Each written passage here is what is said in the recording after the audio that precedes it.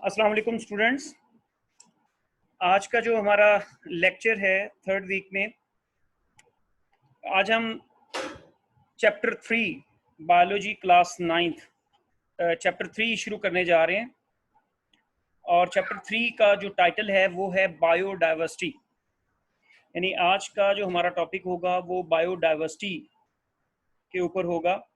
ये जो चैप्टर 3 है बायोडाइवर्सिटी, इसके अंदर हम बायोडाइवर्सिटी को पढ़ेंगे, बायोडाइवर्सिटी की डेफिनेशन पढ़ेंगे, इसकी इम्पोर्टेंस को डिस्कस करेंगे। इसके अलावा हम क्लासिफिकेशन, एम्स एंड प्रिंसिपल्स, ये चीज़ें डिस्कस करेंगे। हिस्ट्री ऑफ क्लासिफिकेशन की बात करेंगे, जिसमें हम 2 kingdom of classification, 3 kingdom of classification and 5 kingdom of classification, इसको डिस्कस करेंगे। फिर इस चैप्टर के अंदर हम बाइनोमियल नोमेनक्लेचर, इसको डिस्कस करेंगे। और फिर आखिर में हम कंजर्वेशन ऑफ बायोडाइवर्सिटी, जिसके अंदर हम impacts of human beings on biodiversity, deforestation और steps for the conservation of biodiversity, ये हमारे मेन टॉपिक्स होंगे जिनको हम पढ़ेंगे कि बायोडाइवर्सिटी को हम कंजर्व किस तरीके से कर सकते हैं। और आखिर में मैं आपको बताऊंगा कि पाकिस्तान के अंदर जो इंडेंजर्ड स्पीशीज़ हैं, जिनकी ज़िंदगी को शदीद ख़तरात लाक हैं और वो बड़ी तेज़ी के साथ ख़त्म हो रही हैं, जिनको WWF पाकिस्तान ने रेड लिस्ट पे रखा हुआ है कि उन स्पीशीज़ का शिकार करना बिल्कुल बैन है, तो उनके हवाले से भी हम थोड़ा सा पढ़ेंगे, उनके बारे में भी मैं आपको मालूमात दूंगा। तो ये चैप्टर 3 जो है बेसिकली ये बायोडाइवर्सिटी, जैसा कि आप देख सकते हैं कि biodiversity is the measure of variety of organism present in different ecosystem. इस चैप्टर को शुरू करने से पहले मैं आपको इसका थोड़ा सा आइडिया इस तरीके से देता हूँ, फिर आपको समझ में आएगी कि बायोडाइवर्सिटी है क्या। हम अपने इर्द गिर्द मुख्तलिफ इकसाम के जानदार देखते हैं।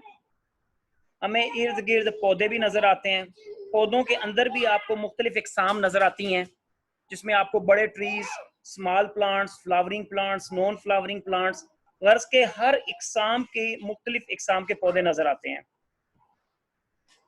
और इसी तरह बच्चों, जब हम अपने इर्द गिर्द एनिमल्स पे नज़र दौड़ाते हैं तो एनिमल्स में भी हमें बड़ी वेरिएशन नज़र आती है। मुख्तलिफ इकसाम के एनिमल्स हम अपने सराउंडिंग में देख सकते हैं। कैट्स है, डॉग्स हैं, बर्ड्स हैं जो फ्लाई करते हैं।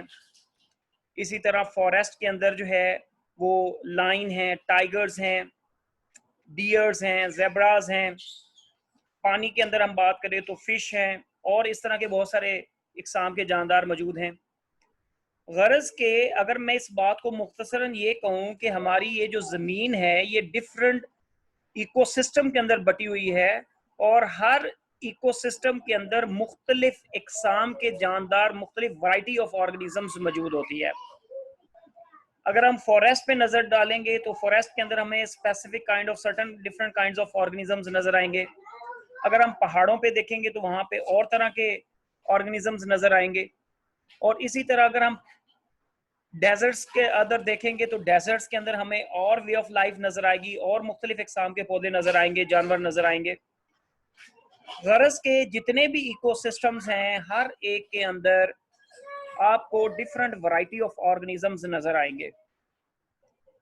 इस बात के नज़र में आपको एक चीज़ बताता चलूँ, एक साइंटिस्ट का जो एक एस्टिमेशन है about the variation of living organisms, उसके बारे में बताता चलूँ कि हमारी ये जो ज़मीन है, अभी तक हमें यही पता चला है कि इस ज़मीन के ऊपर ही ज़िंदगी मुमकिन है।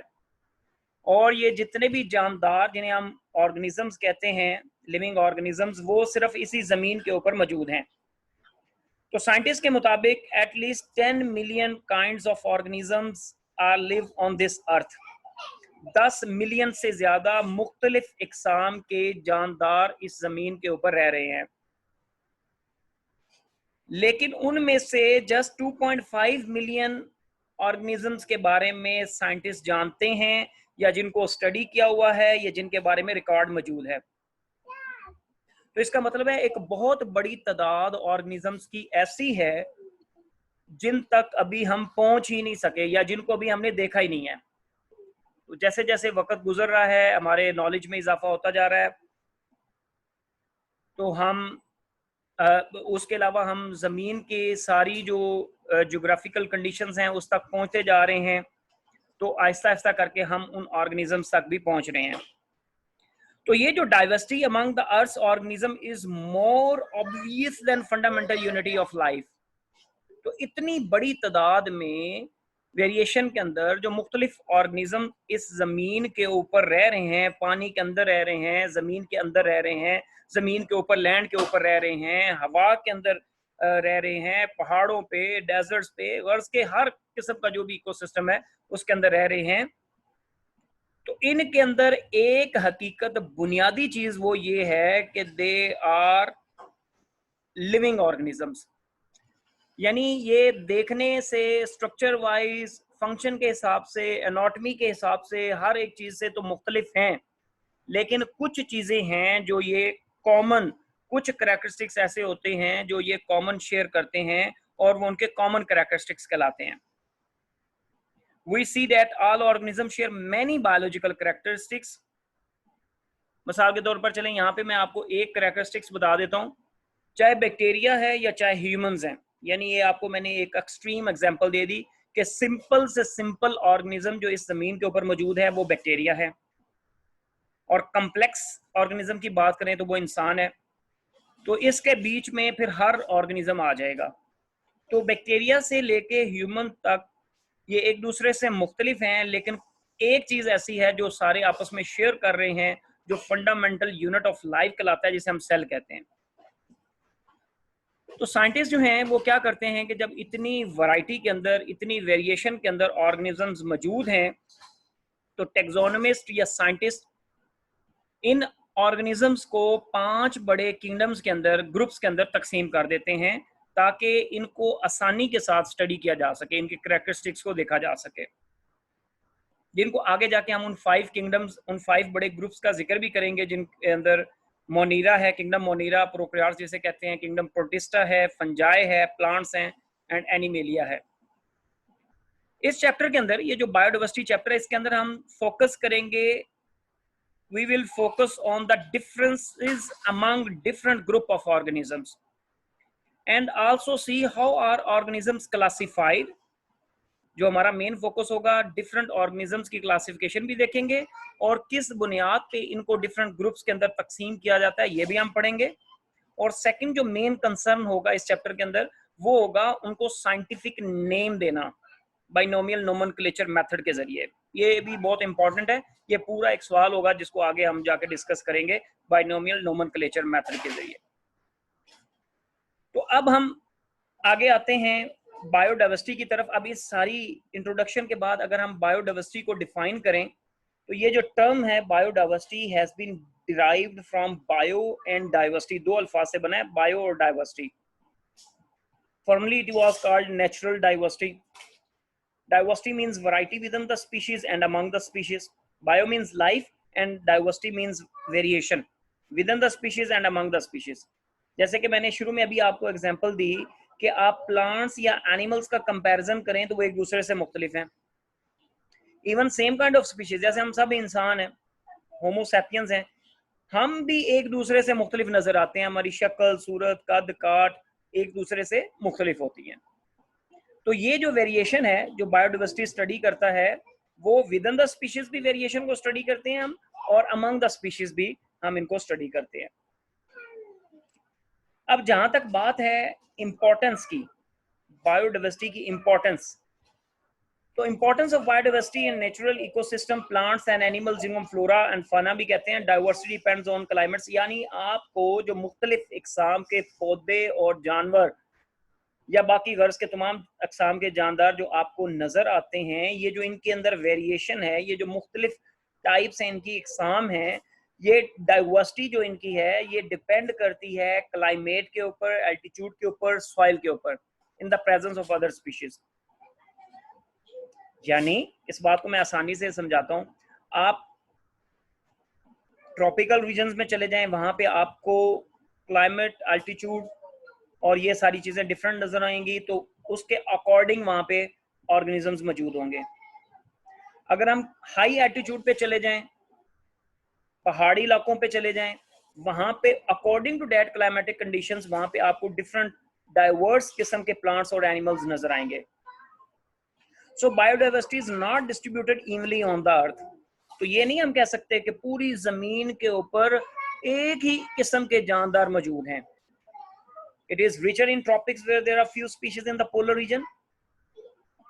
यानी ट्रॉपिक रीजन जहां टेम्परेचर भी बैलेंस है, पानी भी अवेलेबल है, बाकी सोर्सेज भी हैं, वहां पे आपको ज्यादा से ज्यादा इकसाम के जानदार नजर आएंगे, ज्यादा स्पीशीज नजर आएंगी as compare to polar region के या डेजर्ट रीजन जहाँ पे हार्ड इन्वायरमेंटल कंडीशंस हैं, वहां पे आपको चंद इकसाम के अंदर जानदार नजर आएंगे. So in the year 2006, large number of earth spears were classified as endangered or threatened species.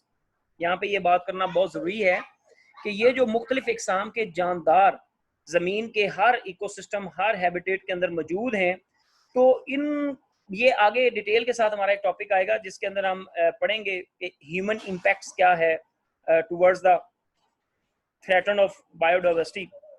तो बहुत सारे स्पीशीज ऐसी हैं, बहुत सारे जानदार ऐसे हैं जो बड़ी तेजी के साथ खत्म हो रहे हैं. वो चाहे उनकी क्लाइमेटिक चेंज हो रहा है, एनवायरमेंटल चेंजेस आ रही हैं, या डायरेक्ट उनको शिकार किया जा रहा है, या और भी बहुत सारे फैक्टर्स हैं, उनका हैबिटेट लॉस हो रहा है, एटसेट्रा एटसेट्रा. तो 2006 में जमीन के ऊपर पाई जाने वाली जो स्पीशीज हैं, जो मुख्तलिफ इकसाम के जानदार हैं, उनमें से कुछ को क्लासीफाइड किया गया और उनको इंडेंजर्ड स्पीशीज डिक्लेयर किया गया है, या थ्रेटन स्पीशीज.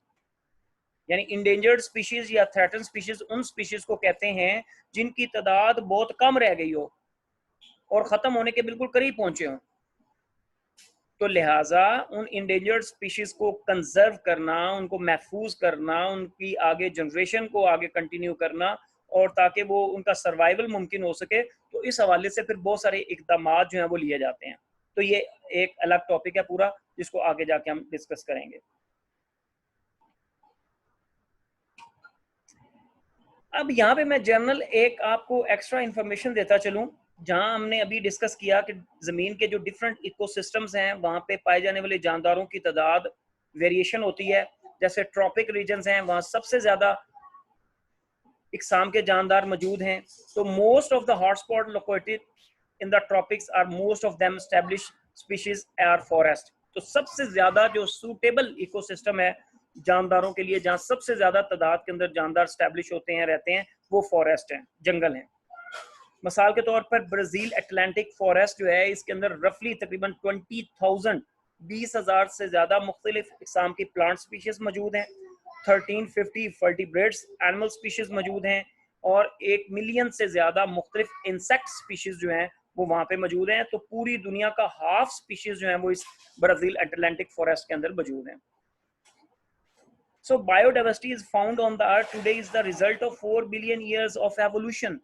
अब यहाँ पे ये भी सवाल ये आता है कि ये जो मुख्तलिफ इकसाम के जानदार जो हम आज के दौर में देखते हैं ज़मीन के ऊपर मौजूद हैं, क्या शुरू से ही ऐसा था? शुरू से ही ऐसे ही वेरिएशन थी ऑर्गेनिजम्स के अंदर? तो कुछ साइंटिस्ट हमें जो एवोल्यूशन पे बिलीव करते हैं वो हमें ये बताते हैं, जो थ्योरी ऑफ एवोल्यूशन को मानते हैं, कि ये जो मुख्तलिफ इकसाम के जानदार इस ज़मीन के मौजूद हैं, ये आज से 4 अरब साल पहले जो सिंपल ऑर्गेनिजम्स थे उनकी एवोल्यूशन हुई और उसके नतीजे में ये वजूद में आए. जिंदगी का जो आगाज है, ओरिजिन ऑफ लाइफ, ये तो अभी भी साइंटिस्ट को इसके बारे में हतमी तौर पे कुछ नहीं कह सकते, बट जो हमारे पास लिमिटेड एविडेंसेस हैं उसके मुताबिक यही सजेस्ट किया जा सकता है कि 1600 million ago all life consist of bacteria and similar single cell organism. यानी आज से 600 मिलियन साल पीछे चले जाएं तो जिंदगी आपको ऐसे नजर नहीं आएगी जो अब नजर आ रही है. उस वक्त जमीन के ऊपर सिर्फ बैक्टीरिया या सिंपल सेलुलर ऑर्गेनिजम्स मौजूद थे, वो भी समंदर की गहराई के अंदर, जहाँ टेम्परेचर 150 सेल्सियस या इससे भी ज़्यादा था, जिनको हम हाइड्रोथर्मल वेंट्स कहते हैं. और वहां से फिर वो एवोल्यूशन का प्रोसेस शुरू हुआ, तो फिर ये बाकी जितने भी जानदार हैं वो एवोल्यूशनरी प्रोसेस के थ्रू वजूद में आए. इंपॉर्टेंस ऑफ बायोडाइवर्सिटी के अंदर, बायोडाइवर्सिटी, अब हम नेक्स्ट इसका इंपॉर्टेंस देखते हैं, इन तमाम जानदारों की क्या अहमियत है, इस बायोडाइवर्सिटी की क्या अहमियत है.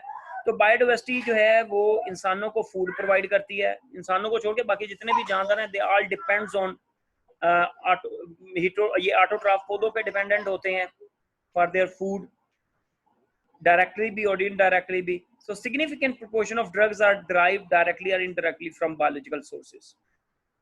तो हमारी फूड जो है ह्यूमंस फूड वो भी इनसे biological sources in living organism से आती है, और इसके अलावा बहुत सारी तादाद में ड्रग्स, मेडिसिन, ये भी हम डायरेक्टली और इनडायरेक्टली बायोलॉजिकल सोर्सेज से हासिल करते हैं. इसके अलावा wide range of industrial materials, बहुत ज़्यादा प्रोडक्ट्स हमारी जो इंडस्ट्री के अंदर इस्तेमाल होती हैं, जैसे बिल्डिंग मटेरियल्स हैं, फाइबर्स हैं, डाइज, रेजन्स, एडेसिव, गम्स, ये सारी की सारी डायरेक्टली जो है वो बायोलॉजिकल सोर्सेज पौधों और जानवरों से हासिल होती हैं. Biodiversity play important role in making and maintaining ecosystem. Biodiversity यानी ये जो मुख्तलिफ इकसाम के पौधे, जानवर, किसी भी इकोसिस्टम को मेंटेन करने के लिए, उस इकोसिस्टम में बैलेंस रखने के लिए बहुत अहम रोल प्ले करते हैं. And also play are regulating the chemistry of our atmosphere and water supply. तो इसके साथ साथ ये हमारी एटमॉस्फेयर की जो केमिस्ट्री है, एटमॉस्फेयर की केमिस्ट्री से मुराद यहाँ पे ये है कि हमारी एटमॉस्फेयर के अंदर जो तमाम एलिमेंट्स, कंपाउंड्स एक बैलेंस मिकदार के अंदर मौजूद हैं और वो रीसाइकिल हो रहे हैं अपने हिसाब से, और हर चीज़ अपने अपने तनासुब के अंदर मौजूद है, जिसकी वजह से हमारा एटमॉस्फेयर हमें बैलेंस नज़र आता है. तो ये सारे का सारा तभी मुमकिन होता है जहाँ पे रिच बायोडाइवर्सिटी मौजूद होगी. तो इससे बहुत सारे न्यूट्रिएंट्स, बहुत सारे एलिमेंट्स, कंपाउंड्स वो भी रिसाइकल होते हैं, जैसे पानी, most important source for life, ये भी रिसाइकल होता है. वहाँ पे रिसाइकलिंग ज़्यादा होगी, बारिशें ज़्यादा होंगी जहाँ पे दरख्त, पौधे और ये सारी चीज़ें ज़्यादा होंगी. So biodiversity directly involve in recycling nutrients and provide fertile soils. जैसे कि मैंने अभी बताया, नाइट्रोजन साइकिल आपने पढ़ा होगा, कार्बन साइकिल्स, और भी बहुत सारे न्यूट्रिएंट्स हैं. तो ये सारे इसी बायोडाइवर्सिटी की वजह से ही रिसाइकलिंग होती है. और फिर सॉइल डिकम्पोजर्स आपने पढ़ा होगा कि वो इन सारे न्यूट्रिएंट्स को ज़मीन के अंदर ऐड कर देते हैं, जिससे ज़मीन फर्टाइल हो जाती है, वहाँ पे मज़ीद दरख्त, पौधे उगते हैं, और इस तरीके से ये सारा रिसाइकिल का प्रोसेस चलता रहता है. तो शॉर्ट ये कि जहाँ पे बायोडाइवर्सिटी रिच होगी वहाँ पे इकोसिस्टम या वो जो एटमॉस्फेयर है, वो सारी चीज़ें वो बैलेंस मिकदार में होगी, वहाँ पे आपको फुल ऑफ लाइफ नज़र आएगी. और जहाँ पे जानदारों की तादाद कम होगी, बायोडाइवर्सिटी कम होगी, श्रिंक होगी, रिड्यूस होगी, वहीं पे आपको ज़्यादा हार्ड इन्वायरमेंटल कंडीशंस का सामना करना पड़ेगा. So biodiversity is very very important to maintain the balance in ecosystem as well as the important for humans also. So this is about the definition of biodiversity, introduction and importance of biodiversity. अब हम इससे आगे बढ़ते हैं. हमारा जो next question है, explain the aims and principles of classification keeping in view its historical background. ये बहुत ही ज़रूरी है हमारे लिए कि जब इतनी ज़्यादा तादाद के अंदर जानदार मौजूद होंगे तो साइंटिस्ट के लिए, बायोलॉजिस्ट के लिए ये पॉसिबल नहीं है कि इन तमाम जानदारों के करैक्टरिस्टिक्स को स्टडी किया जा सके. मिसाल के तौर मैं आपको ऐसे बताता हूँ कि there is a large collection of very dissimilar forms of organisms to found on the earth. Over 1.5 million types of animals are present and over 1.5 million types of plants are present, and only a small percentage of total types estimated to live on this earth. यानी अभी तक ये जो 2.5 million non species हैं जो ज़मीन के ऊपर रह रही हैं, उनमें से 1.5 मिलियन से ज़्यादा तो मुख्तलिफ इकसाम के जानवर हैं, 0.5 मिलियन टाइप से ज़्यादा मुख्तलिफ इकसाम के पौधे मौजूद हैं. तो ये इतनी इनके अंदर डाइवर्सिफिकेशन है, ये डिसिमिलर हैं एक दूसरे से कि सबको स्टडी करना आसान नहीं है. The range in the complexity from small and simple bacteria to large and complex human beings, जैसे मैं आपको एग्जांपल दे चुका हूँ कि वेरिएशन जानवरों में इतनी है कि बैक्टीरिया से लेकर ह्यूमंस तक आपको हर तरह की वेरिएशन नजर आएगी.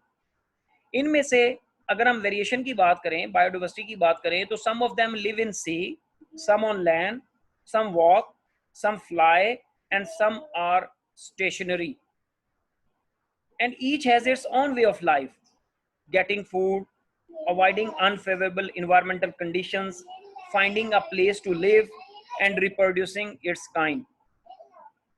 तो जब इतनी ज्यादा डाइवर्स काइंड्स के अंदर ऑर्गेनिजम्स मौजूद होंगे तो it become difficult to learn about the characteristics of each. तो ये मुमकिन ही नहीं है कि आप हर जानदार के कैरेक्टरिस्टिक्स को स्टडी कर सकें।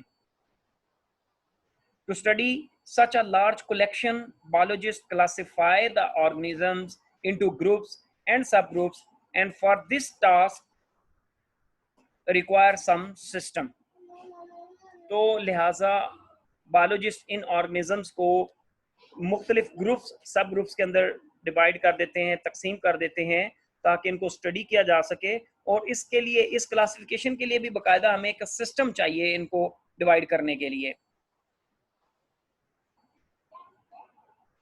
So biological classification is method by which biologists divide organisms into groups and subgroups.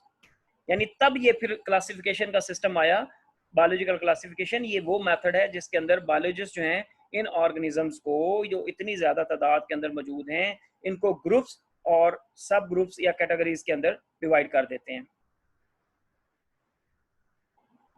अब यहाँ पे मैं आपको एम्स ऑफ क्लासिफिकेशन के बारे में बताता चलूं कि एम्स ऑफ क्लासिफिकेशन क्या है। बायोलॉजी की एक ब्रांच है जिसे हम कहते हैं taxonomy. Taxonomy is the branch of biology which deals with the classification is called taxonomy. Taxonomy के अंदर हम ऑर्गेनिजम्स को डिफरेंट ग्रुप्स के अंदर तकसीम करते हैं।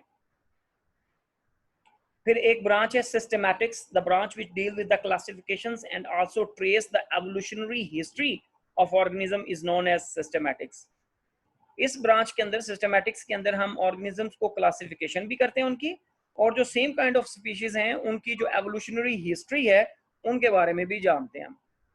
सो दोनों ब्रांचेस को सामने रखते हुए जो मेन एम्स हैं दोनों ब्रांचेस के, एक to determine similarities and differences among the organism, they can be studied easily, कि हम ऑर्गेनिज्म के दरमियान जो मुमासलत है और जो फर्क है, डिफरेंसेस हैं, सिमिलरिटीज और डिफरेंसेस, इनको स्टडी कर सकें। And number two, to find out the evolutionary relationship among the organisms, और दूसरा हम इन ऑर्गेनिजम्स की जो एवोल्यूशनरी हिस्ट्री है उसके बारे में जान सकें। So these are the aims of classification. Classification के अंदर जो नेक्स्ट चीज आती है वो principle of classification, basis of classification. किस बुनियाद पे ऑर्गेनिजम्स को क्लासिफाई किया जाता है डिफरेंट ग्रुप्स के अंदर। Number one, classification is based on relationship among organism and such relationship is got through similarity in form और स्ट्रक्चर। ये जो क्लासिफिकेशन है ये ऑर्गेनिजम्स की जो डिफरेंट ग्रुप्स के अंदर होती है, इसमें एक चीज तो हमने ये देखनी होती है कि ऑर्गेनिजम्स की जो स्ट्रक्चर है या फॉर्म है वो सिमिलर है या डिफरेंट है, इसकी बुनियाद पे करते हैं। Number two, these similarities suggest that all organisms are related to one another। जिन ऑर्गेनिजम्स की स्ट्रक्चर सिमिलर है एक दूसरे से, वो हमें फिर ये पॉइंट भी बताती है कि इनके, अगर हम फोर फादर्स को, इंसेस्टर्स को स्टडी करें तो इनकी एवोल्यूशनरी हिस्ट्री कॉमन होती है। However, some organisms are more closely related to other। जैसा कि स्पैरो जो है वो पिजन या कोई भी फ्लाइंग बर्ड्स है उसके साथ ज्यादा मुमासलत रखती है एज कम्पेयर टू कि आप फिश का कंपैरिजन करें हॉर्स के साथ, वो बिल्कुल दो अलहदा ऑर्गेनिजम्स हैं। तो लिहाजा जो सेम मुमासलत रखते हैं, so they may be they have common evolutionary history. Biologists classify all the non-organisms into groups and subgroups on the basis of similarities। तो टेक्सोनोमिस्ट या बायोलॉजिस्ट जब ऑर्गेनिजम्स को क्लासिफाई कर रहे होते हैं डिफरेंट ग्रुप्स और सब ग्रुप्स में, तो वो सिमिलरिटीज की बुनियाद पे करते हैं। सिमिलरिटीज की बुनियाद पे उनको एक ग्रुप के अंदर रखते हैं, और ये जो सिमिलरिटीज हैं वो किस चीज़ों में देखते हैं, स्ट्रक्चर में, बायोकेमिस्ट्री में, साइटोलॉजी के अंदर, जेनेटिक्स के अंदर। ये वो सारी चीज़ें हैं जिनके अंदर देखा जाता है कि इनकी कौन कौन सी चीज़ें सिमिलर हैं। इसके अलावा मॉडर्न जेनेटिक्स जो है, that should also help to give the provide another type of information to taxonomist. अब हमें डीएनए की स्टडीज, जेनेटिक्स, जीन्स, ये भी हमें हेल्प करती हैं ऑर्गेनिजम्स को डिफरेंट ग्रुप्स के अंदर क्लासिफिकेशन करने में. So genetic difference between two studied organisms can be determined and can be used for getting idea about similarities and differences in their structure and functions. तो जहाँ पे हमने बेसिस ऑफ क्लासिफिकेशन के अंदर दूसरे पॉइंट्स पढ़े, वहाँ पे अब ये मॉडर्न जेनेटिक्स जो है, that is also the main basic point और basic rule for the classification. तो इनके थ्रू भी हम ऑर्गेनिजम्स को डिफरेंट ग्रुप्स के अंदर क्लासीफाई कर सकते हैं. So these are the basis of classification. Students, आज का हमारा ये जो लेक्चर था, जो कि हमने चैप्टर नंबर 3 बायोडाइवर्सिटी इसको लेके शुरू किया, और अपने इस लेक्चर के अंदर हमने बायोडाइवर्सिटी की डेफिनेशन पढ़ी, इंट्रोडक्शन पढ़ा, उसका बैकग्राउंड पढ़ा, बायोडाइवर्सिटी है क्या, फिर बायोडाइवर्सिटी की इम्पोर्टेंस उसको डिस्कस किया, और फिर हमने ये भी पढ़ा कि जो इतनी डाइवर्सिफिकेशन है, इतनी ज़्यादा मुख्तलिफ इक़साम के अंदर जानदार मौजूद हैं, तो साइंटिस्ट उनको मुख्तलिफ ग्रुप्स के अंदर तकसीम कर देते हैं, जिसके लिए बाकायदा क्लासिफिकेशन सिस्टम होना ज़रूरी है. तो बायोलॉजिकल क्लासिफिकेशन सिस्टम हमने पढ़ा, उसके एम्स पढ़े, उसके बेसिक प्रिंसिपल्स, रूल्स पढ़े, जिनकी बुनियाद पे ऑर्गेनिजम्स को डिफरेंट ग्रुप्स के अंदर तकसीम किया जाता है. तो आज का हमारा लेक्चर बायोडाइवर्सिटी चैप्टर 3 जो था 9th क्लास का, इसका पहला लेक्चर हम यहाँ तक रखते हैं. अगले लेक्चर के अंदर हम टेक्सोनमिक हायरार्की का जिक्र करेंगे, स्पीशी क्या होती है उसको जिक्र करेंगे, और साथ में कंजर्वेशन ऑफ बायोडाइवर्सिटी, ये चीज़ें आगे हम अपने 5 kingdom of classification, history of classification, इस चीज़ों को आगे लेकर जाएंगे. आज का लेक्चर हम यहाँ तक रख रहे हैं. Thank you so much students.